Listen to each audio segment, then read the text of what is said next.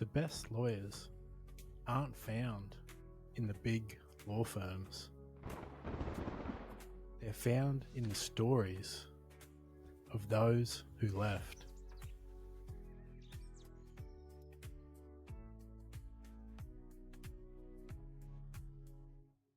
And we are on. Imran, tell me, you're a bookkeeper for lawyers, small lawyers. What do most lawyers stuff up? What's the biggest mistake they make that you see as their bookkeeper? They try to be the chief everything officer. Yes. And because you've been doing this quite a while, yes? Or the business has been around quite a while. Yep. At what moment in their journey, because we get lawyers usually when they're just starting their firm, that's when they come to us, get started. At what point in their self-employment journey do they stop trying to wear every hat? Look, one of the conversations I have with lawyers is, what's your charge out rate, right? $450, $550, $650 an hour. And what I encourage them is write a dollar value against every task that they're doing, right? Mm-hmm. Anything that's less than $300, $350 an hour, outsource it. It just doesn't make sense for them to be doing their own books or any other stuff, including lead gen. So I'll talk about lead gen as well. We offer that service as well. So anything that's below that mark, they should outsource to a specialist, right? And then they should just focus on that brings in the maximum amount of revenue for the firm. Yeah, no, I love that. So tell me, let's go back. When you were a young man in, say, high school, yes, did you always think, I want to grow up and make sure lawyers, I keep their books straight and on top of it? Or what was the goal when you were back at school? I wanted to be an Air Force pilot, believe it or not. Oh, wow. And fly F-16. That was the Top Gun era. So everybody wanted to be an Air Force pilot. Yeah. So believe it or not, I'm actually an engineer by education. And so I did my Bachelor's of Science in Electrical Engineering from the US in Michigan. This was way back in the year 2000. I also did my MBA in finance. In the meantime, worked for oil and gas companies, manufacturing companies, semiconductor companies. Started a little private equity firm with my friend where we invested in small companies. And that's where I really got the flavor of true entrepreneurship, where you put your own capital, own time, own effort and energy in trying to grow something, right? So, and I think I got most of the insights during my time doing that. So, doing the private equity kind of. Was there any particular companies, like did you have a... No. Look, it was just allocate resources. Yeah, we asked ourselves 2 or 3 questions. Will the performance improve if we put in more capital and more management? Will there be a material improvement? If the answer was yes, we would put in the risk capital. So And then when did Bookkeeping Services Australia? When did that the genesis of that? So actually, that's where it started. A lot of the times when we were looking at prospective companies, one of the things we realized that the books were never in order, right? They would say my profit's this much, but when you actually dig deep down, no, that was not the case, right? So we would always have that conversation with the accountant around add backs and stuff like that. So, but I also learned something in the process. One of the best companies to acquire is a good running company with bad books. So it's sort of, there'd be untold riches because if you can interpret it. Okay. So that's something I learned along the way. So if you can find a good company but with bad books, that's an acquisition that you should aim for. Yeah. And so what sort of volume and how long did you do the private equity So stuff? we did for I'd say 3 to 4 years. It was a side gig. I still did my 9 to 5. And then in an oil and gas company, and then 5 to 9 we would search for companies to invest in. Look, this was primarily in Dubai, so the company was registered in Dubai back then, and we were looking for companies in the Middle East. And what sort of time era, pre-COVID? No, this was absolutely pre-COVID. So this was around. So we started doing this in 2012 all the way up to 2016. Yeah. Okay. And so, do you have any more business interests back there? Because obviously the Middle East is. Yes, unfortunately, no. Plenty of people. So we also made a few mistakes along the way, and one of them proved to be fatal, unfortunately. So we had to close that business down. So, Yep. but it's one of the best experiences I had in running businesses and understanding how they actually work. And like I said, one of the foundational pillars for any business is having good books, right? Yep. And it's sort of sparked the idea back then. Look, if companies had good books, a lot of the effort would just disappear, right? It would be a lot. I give this example, right? You're driving in a fancy electric car from Melbourne to Sydney, right? But what if the dashboard disappears? You don't know whether you have enough charge to get you to Sydney. So maintaining good books will give you that dashboard. So you know exactly what your revenue is, what your profit margins are, gross profit, net profit, how much of a cash runway you have. So and you don't even know this, so it'll sound like it's set up, but we have the Core 4 course, which is like our pillar course for people. Oh, okay. The very first module says, know your numbers better than your accountant. And it's Absolutely. me.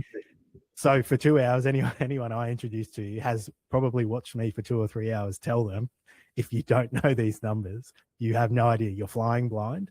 Correct. And for me, because all I'm trying to do is show them, one, you can outsource this, but two, I find the anxiety as a business owner comes in the ambiguity of, I don't know. How many clients do I need? How much cash flow do I have? What is my runway? You work 24/7 and you're just on this treadmill. Whereas I go, if I know, for me, I do this many calls per month, this many conversions will happen. I'll have this many clients. My average revenue is this. Take a deep breath. I can spend time with my son on the weekends without guilt. Yeah. Otherwise, it's just chaos, to be honest. There is no system. So the best thing a lawyer can do is just have a system in place that can predict those key metrics for them, right? Yeah. So revenue, profit, and cash flow, and then you can relax and enjoy your weekend. Otherwise, it's a 24/7 struggle. Yeah. Okay. There's farming. That's a lifestyle choice. So is self-employment. But if you get it right with self-employment, at least you can control and actually enjoy it. Control chaos. That's what yeah, exactly. Well, because life is uncertainty and chaos, but correct. This way, you control the time. So, and by the way, I've never met a successful entrepreneur who hasn't chalked up some failures in the wake, because you got to figure out what goes wrong. I've opened about 6 and 7 businesses of my own in the past. Yeah. So, and you work it out, and that's the what do they call it? The overnight success that's 10 years and a lot of scars. Absolutely, 100%. Yeah. 100%. So how, after the PE stuff finished, 2016, I think you said. Yes, what correct. Was the next move for you? And were you living in the Middle East? So I was living in the Middle East, yes. Yeah. And then actually the plan was to retire in New Zealand. So I moved the family to New Zealand, right? Yep. And I was hoping to live off the dividends from the PE. But unfortunately that didn't work out. So I had to go and get myself a job, build my finances back up. So, but then doing something on my own was always on the radar, right? So, and I knew it had to do with something to do with numbers, something where I can improve people's businesses. I actually have friends on the side. They would come to me over the weekend, say, Imran, can you look at my P&L and my overdue and tell me what should I be doing? So interesting. I have a friend, he's still a friend. He had a painting business in Auckland, and he showed me his overdue receivables. And this one client of his was like 65% of his revenue.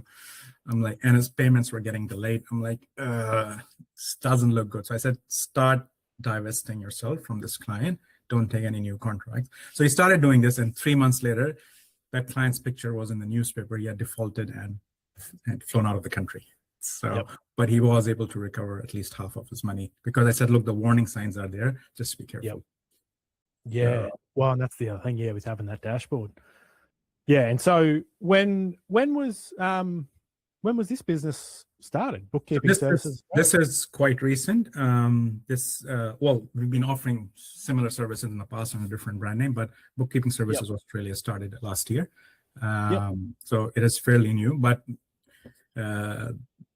the people within the business have over 60 years plus experience in number crunching.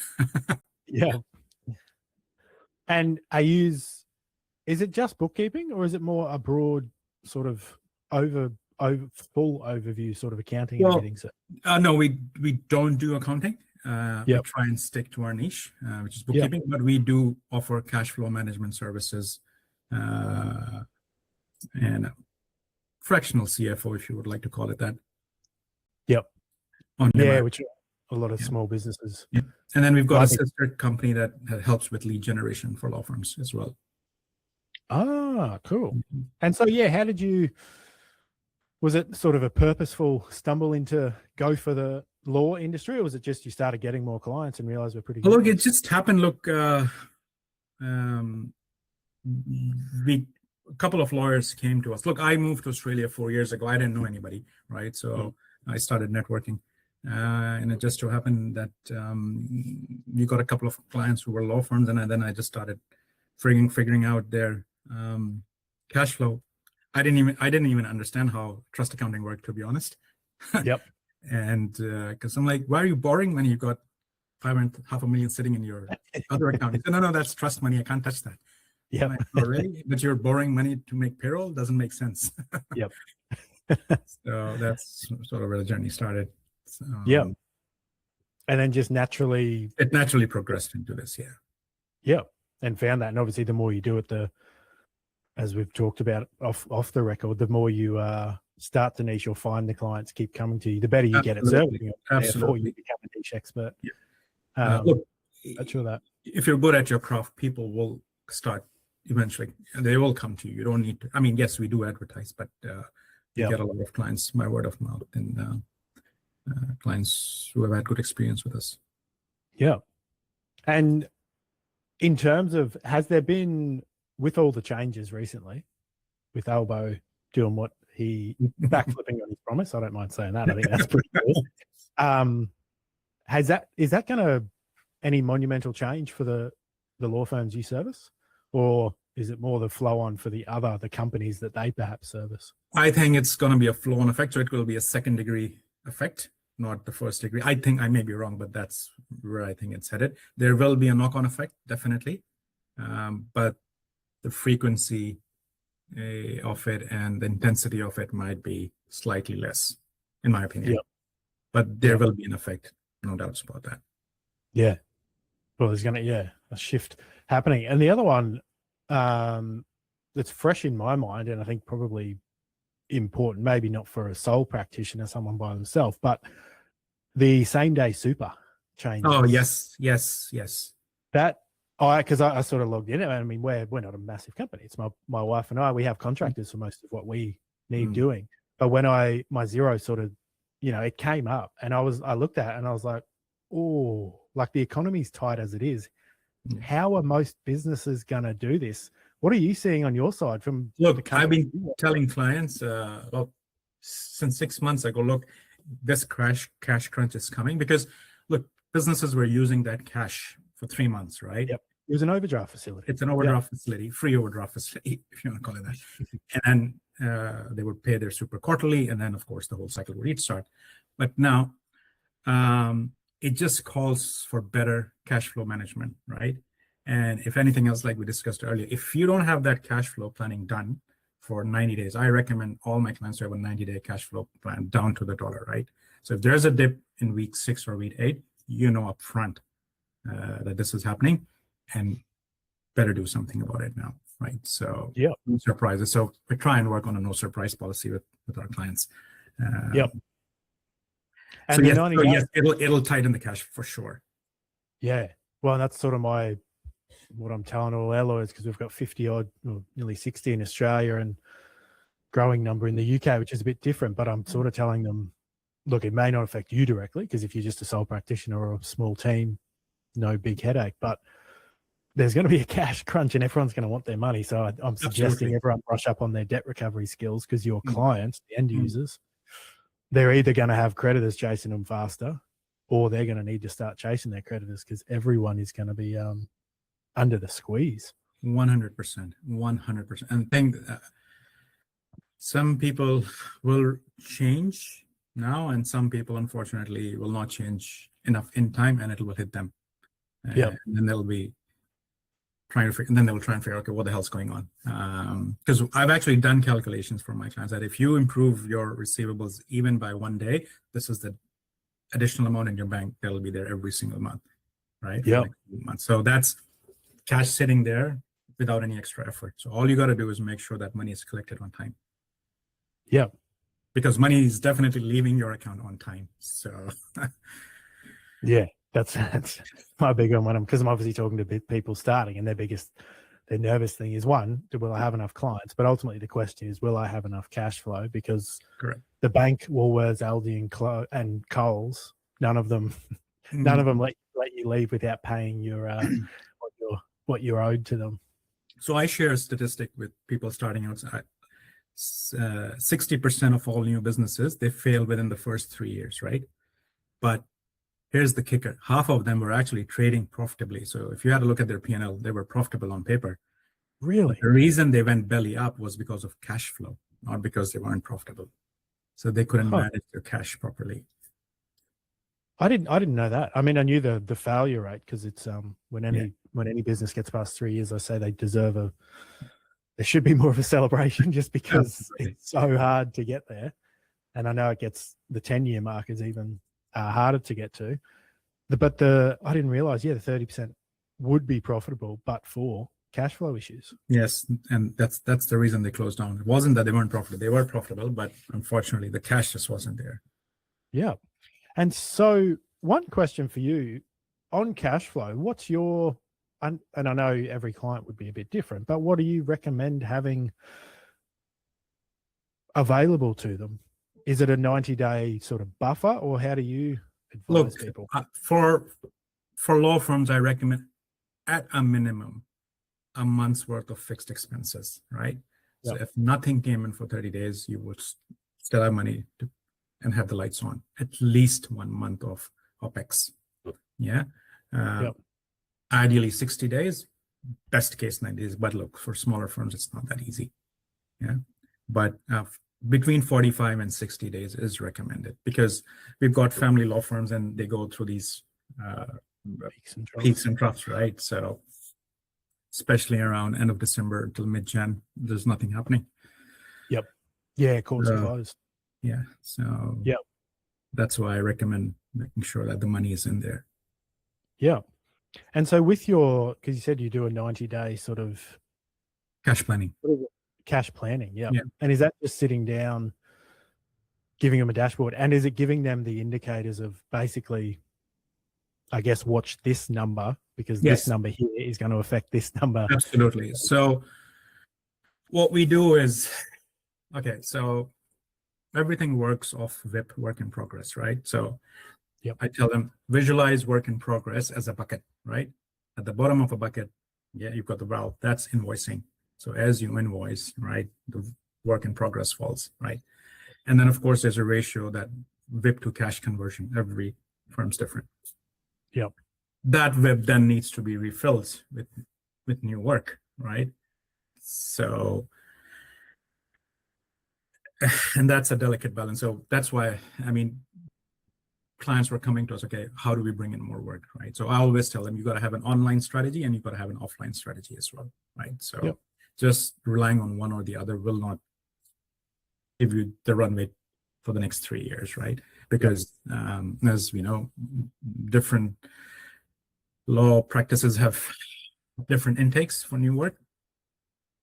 So for the online strategy, we've got Google Ads, SEO, other stuff. And then for offline, I recommend at least join a networking group of some sort, right? And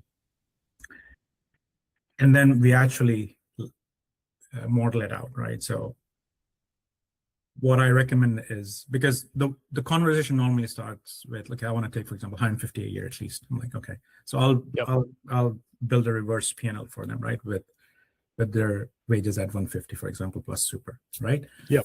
Then I know how much the business needs to invoice every single month, right? Yep. And how much actual cash would come in as a result of that invoicing, right? So once I've got those numbers, it's like setting the cruise control on your car. I got an invoicing number. I will then try and set the invoicing at that level, right? And then we monitor WIP. That's the number one KPI we look at, work in progress. Yep. So as you fix invoicing, your WIP level starts to drop, right? And then you monitor the rate at which it drops, right? So at a minimum, you should have at least between 30 and 45 days of WIP of invoicing value sitting in your WIP any given time. Yep.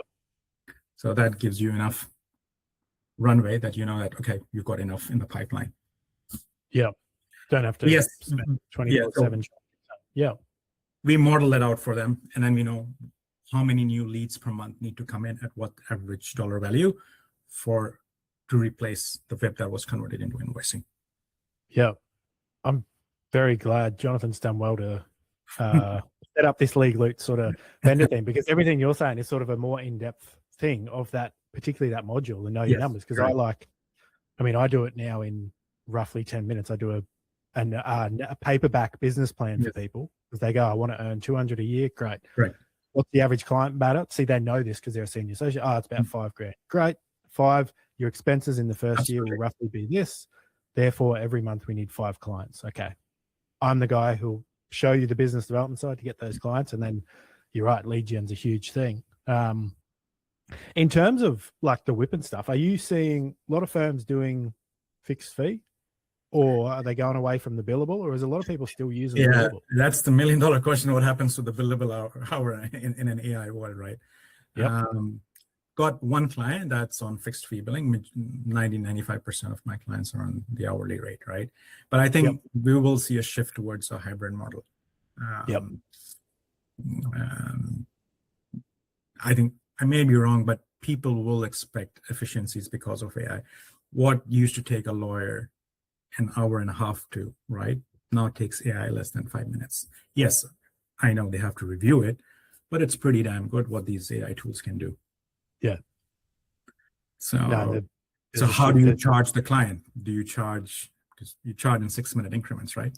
So yeah. Well, hopefully not.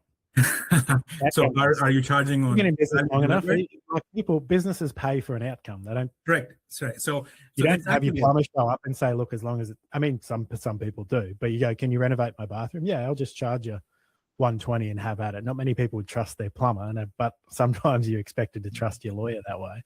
And they go, there's got to be a better way.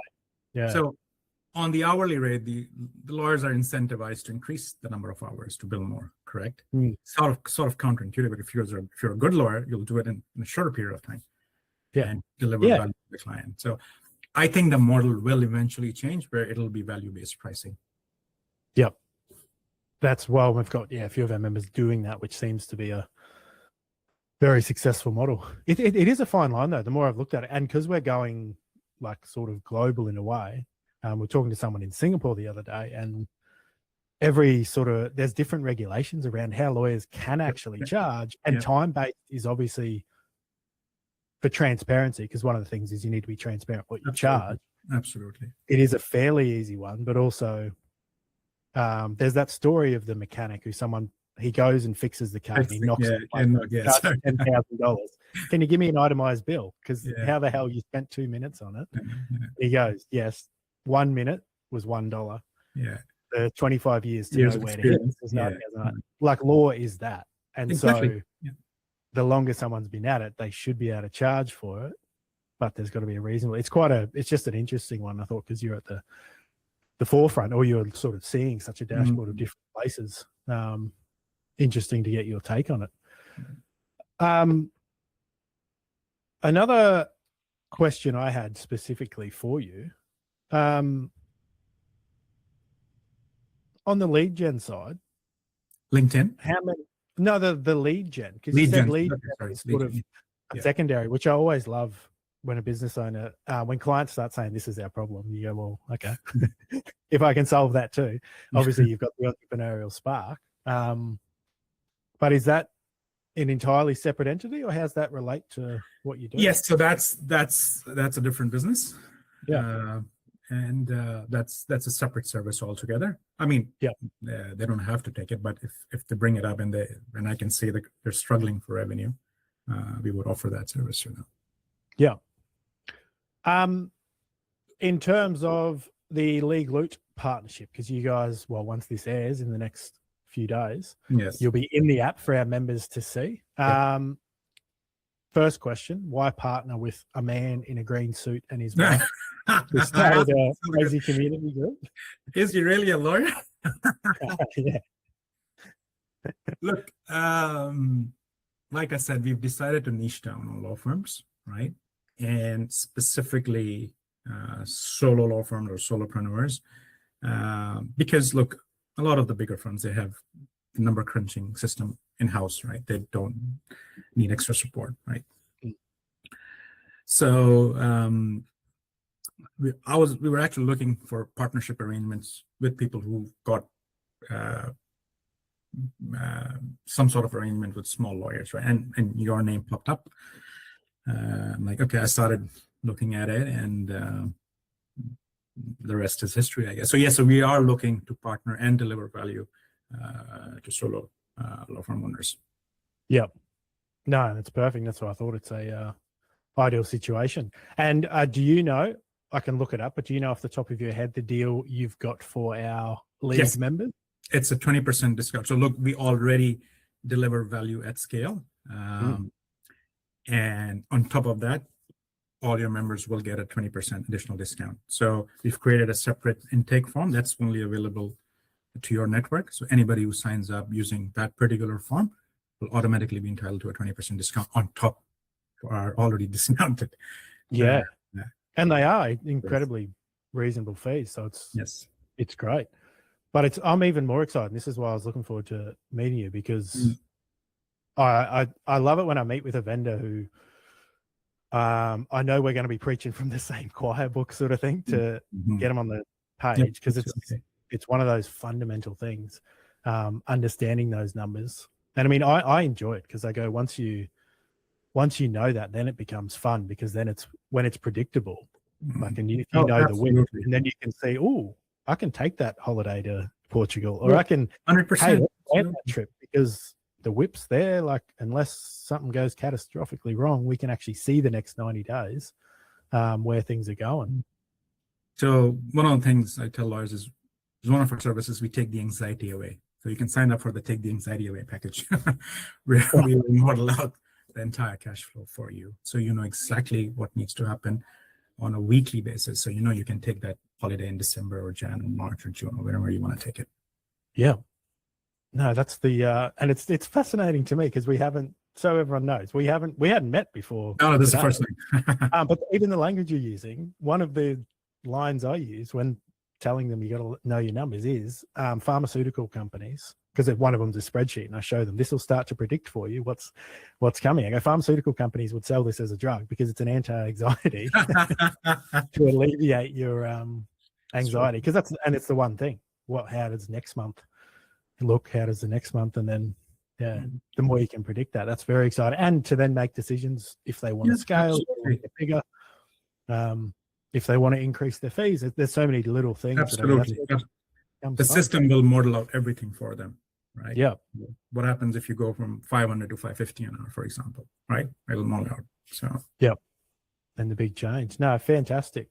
Well, I'm sure we'll probably get you on again in the future when hopefully Albo doesn't make any more significant changes to those spanners in the works. But thanks for coming on. How do people who are not, obviously the best way a lawyer should sign up is to sign up with Cell and then yes, correct. Come through. But otherwise, how do people find out about Bookkeeping Services Australia? Google. We picked a name that was very SEO friendly. So all you got to do is write Bookkeeping Services in Australia. Will be number one. And it'll come up. Fantastic. Imran, thanks for joining me, and I hope it's not the last time. No, pleasure's all mine. Thanks, Lofty. Appreciate the time.